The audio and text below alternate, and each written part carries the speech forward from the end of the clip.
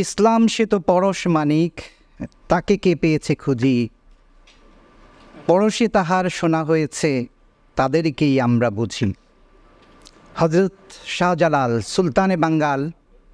আমি সেই হজরত শাহজালাল মুজাররদ ইয়ামেনি রহমতুল্লাহ আলাইহের দরগায় ঘোরাঘুরি করা একজন নগণ্য ব্যক্তি। সুলতানে বাঙ্গালের কারণেই আমাকে আজকে এখানে এই সম্মান দেয়া হয়েছে। এখানে যারা ইতিমধ্যে কথা বলে গেছেন তারা প্রত্যেকেই এই বিষয় নিয়ে চর্চা করেন এবং তারা প্রস্তুতি নিয়েই কথা বলেছেন। আমি এই আমন্ত্রণ পাওয়ার পরে যে সমস্ত বিষয় ভেবেছিলাম, ইতিমধ্যে বক্তারা সে বিষয়গুলো তুলে ধরেছেন।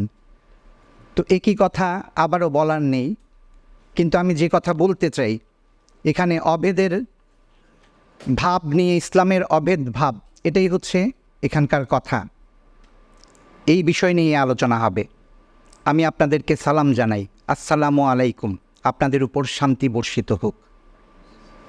এই কথা আমরা প্রতিদিন অসংখ্যবার উচ্চারণ করি, কিন্তু আমরা যাকে সালাম দেই, আমরা মন থেকে তাকে কয়জনকে তার উপর শান্তি বর্ষণ হোক এই কথা চাই? এটা তো একটা দোয়া। কিন্তু আমি যাকে হত্যা করার জন্য যার ঘরে গিয়েছি তাকে গিয়ে বলি আসসালামু আলাইকুম প্রথম দেখা হওয়ার সময়, কিন্তু এরপরেই তাকে আঘাত করি। আমি গিয়ে বলছি তার উপর শান্তি বর্ষণের কথা। তো আমাদের চেয়ে মুনাফিক আর কেউ নেই, কিন্তু আমাদেরকে শিক্ষা দেয়া হয়েছে শান্তির কথা বলার জন্য। হজরত শাহজালাল এসেছিলেন সিলেটে ঘোড়ায় জোরে, এরোপ্লেনে সেখানে সিলেটে ল্যান্ড করেননি। হাজার হাজার মাইল পথ পাড়ি দিয়েছেন ঘোড়ায় চড়ে, অথবা হেঁটে এসেছেন। কারণ সুরমা নদী পাড়ি দেওয়ার কথা এসেছে যে মিথে, সেখানে বলা হয় জায়নামাজ বিছিয়ে পার হয়েছে নদী। তো জায়নামাজে ঘোড়া তুলেছিলেন কিনা বা উষ্টতে আরোহণ করেছিলেন কিনা সেই বিষয়ে একেবারে ক্লিয়ার কথা নেই। তো ধরা যায় তিনি, আমরা ধরে নিই হেঁটে নয়, সেই সময় যেহেতু রাজ্য বিজয়ে বা ভ্রমণে বের হলে ঘোড়া বা উটের ব্যবহার ছিল, সেটাই সেভাবেই তিনি এসেছেন। তার মাথার উপরে কেউ ছাতা হাতে ছিল না, বিশাল কোনো লটবহর ছিল না। 360 জন ছিলেন, প্রত্যেকেই ছিলেন তার সাথে ফকির বা দরবেশ, অর্থাৎ সংসার ত্যাগী।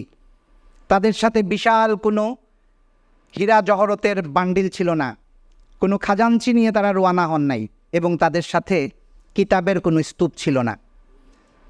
এই যে এত হাদিস, এত ফিকা, এত কিছু, এগুলো কিছুই ছিল না। এসেছেন এখানে, কোথায় এসেছেন? এক অত্যাচারী রাজা, সে তার প্রজাদের সাথে জঘন্য আচরণ করত। একই ধর্মের মানুষ ছিল, মন্দিরে যেতে পারত না, কারণ তারা নিম্ন বর্ণের মানুষ। সেখানে গুটি কয়েক কীভাবে যেন ইসলাম ধর্মাবলম্বী ছিল। তার মধ্যে এক ব্যক্তি তার পুত্রের আশায় তিনি প্রতিজ্ঞা করেছিলেন তার যদি পুত্র হয় তাহলে তিনি একটি কুরবানি দেবেন। তিনি সেই রাজ্যে, হিন্দু রাজ্য, সেখানে তিনি কুরবানি দিয়েছিলেন। রাজ্যে যেহেতু গোহত্যা নিষেধ, তিনি রাজদ্রোহ করেন এবং তার বিরুদ্ধে ব্যবস্থা নেওয়া হয়। রাজা গৌরগোবিন্দ তার সেই পুত্রকে হত্যা করেন, তার 2 হাত কেটে দেন কুরবানি দেওয়ার জন্য। এই গল্প আপনারা জানেন।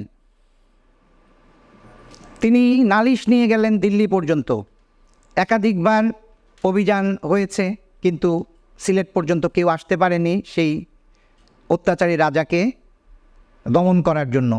শেষ পর্যন্ত ফকির শাহজালাল আসলেন, তার 360 জন দরবেশ, বা তার সাথে হয়তো আরও শূন্য লহরী ছিল, কিন্তু 360 জনের কথাই বলা হয়। এখন যেখানে ছিল একটি হিন্দু রাজ্য, সেখানে তিনি এসে প্রবেশ করলেন। সেই দরগাতে প্রতিদিন 100টি পরিবার যদি জিয়ারতে যায়, সেখানে 10টি পরিবার পাওয়া যায় সনাতন ধর্মীয় পরিবার, সেখানে ভক্তি দিতে যায়। কেন যায়? এ দরগাতে কি আছে?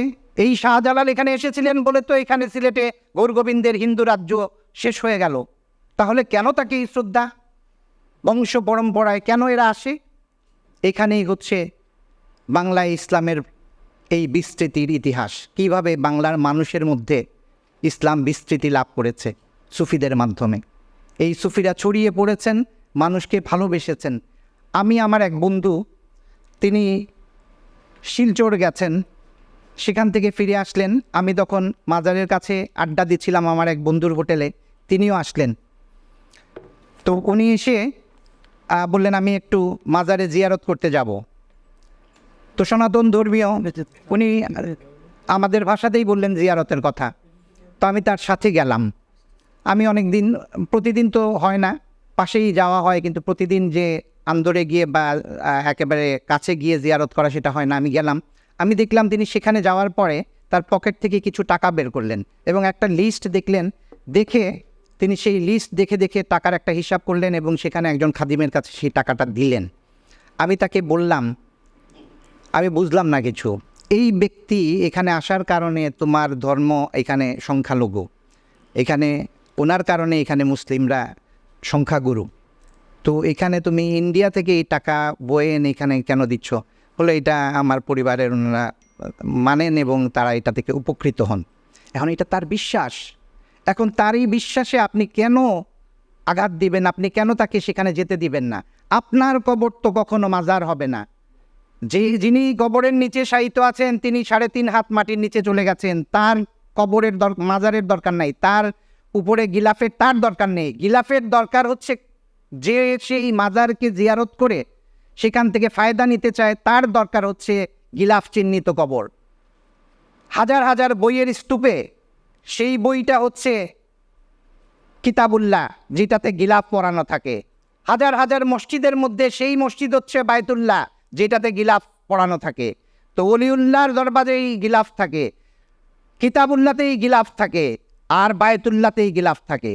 তো আপনাদের কবরে কখনো গিলাফ উঠবে না, গিলাফ উঠবে অলি আল্লাহর দরগাতেই। অলি আল্লাহর কবরই মাজার হয়, সেখানে মানুষরা যাবে। এই বাংলার মানুষ মাজারে যাবে, সেখান থেকে ফৌজিয়া পেয়েছে, তারা সুকুন পায়, শান্তি শান্তি। এই শান্তিটা আপনারা বুঝবেন না, কারণ আপনারা যে আসসালামু আলাইকুম বলেন, মুনাফিকের মতো বলেন। আপনি তো আরেকজনকে সালাম করেন সময় আপনি বলেন যেটা, সেটা বিশ্বাস করেন না। কিন্তু যে বিশ্বাস করে সে সালাম দেয় সময়ও তার প্রতি সেই বিশ্বাস নিয়ে সালাম দেয় যে আপনার উপর শান্তি বর্ষিত হোক, এবং সে শান্তির অন্বেষে পবিত্র স্থানসমূহে যায়, সেখান জিয়ারত করে এবং তার ভেতরে শান্তি আসে।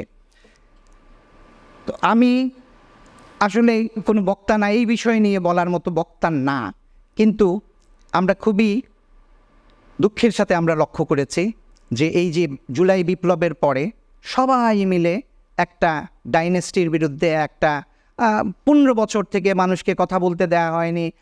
আমি নিজে বিদ্রোহ করেছি যখন আমাদের সাবেক প্রধানমন্ত্রী বলেছেন তার পিয়ন 400 কোটি টাকা নিয়ে চলে গেছে, হেলিকপ্টার ছাড়া সে কিছু চড়েই না। এটা ছিল তার ভাষার সাংবাদিক সম্মেলনে। আমি সেদিন থেকে চরমভাবে বিদ্রোহ করেছিলাম। আমি জানতাম না যে তার পতন এইভাবে হবে, কিন্তু সেদিন থেকে আমি ফেসবুকে একেবারে তার প্রতি যত ধরনের অভিসম্পাত করা সম্ভব আমি করেছি, এবং সেদিন আমি বিশ্বাস করেছি যে তার তক্তে তাউস শেষ হয়ে গেছে, তার করুণ পরিণতি হবে। তো করুণ পরিণতি হয়েছে, কিন্তু শুধু আমি না, এই বাংলাদেশের দল মত নির্বিশেষে যারা বঞ্চিত হয়েছে, নিপীড়িত হয়েছে, বৈষম্যের শিকার হয়েছে, প্রত্যেকটা মানুষ এই ডাইনেস্টির পতন চেয়েছে।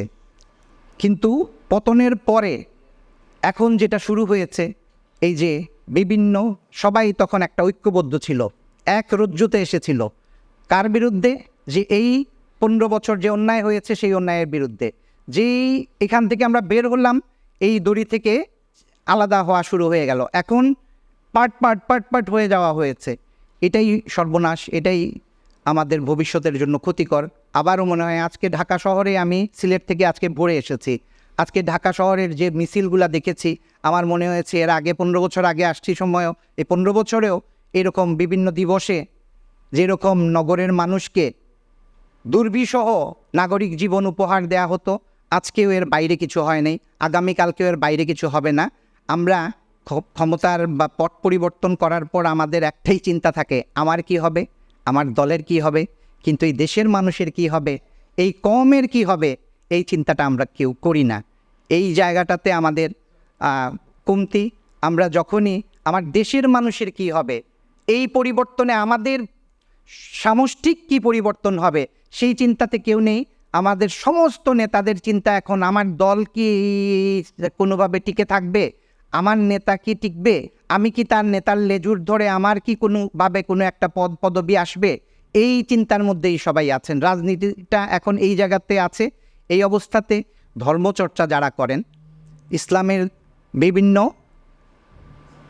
পন্থা নিয়ে বলেছেন যে বিভিন্ন সুফি তরিকা, বিভিন্ন আইনি তরিকা, বিভিন্ন চিন্তার তরিকা, এগুলোর নানান রকম মত পার্থক্য আছে এবং এইটাই হচ্ছে ইসলামের সৌন্দর্য।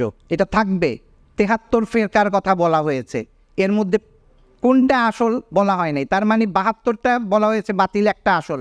73-এরটাই মনে করবে আমারটা খাঁটি, কিন্তু এইটার জাজমেন্ট কে দিবেন?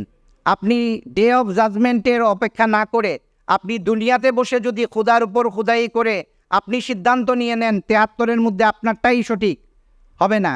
আপনি আপনারটা সঠিক মনে করেন, কিন্তু 72টাকে আপনি এক নিমেষে না করে দিবেন না। আমরা কেমন ভণ্ড!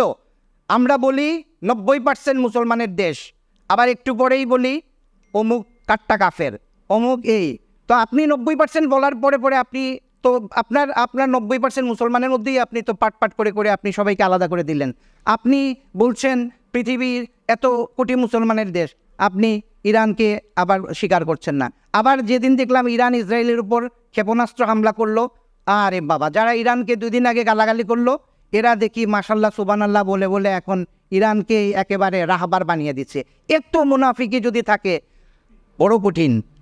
আল্লাহ রসুল যখন মক্কা থেকে মদিনার পথে হিজরত করেন, তিনি হজরত আলীকে, তার ভাই, তার কন্যার জামাই, তাকে বিছানায় শুইয়ে যান, তারই বিছানায়। কিসের জন্য? মানুষের আমানত তার কাছে ছিল।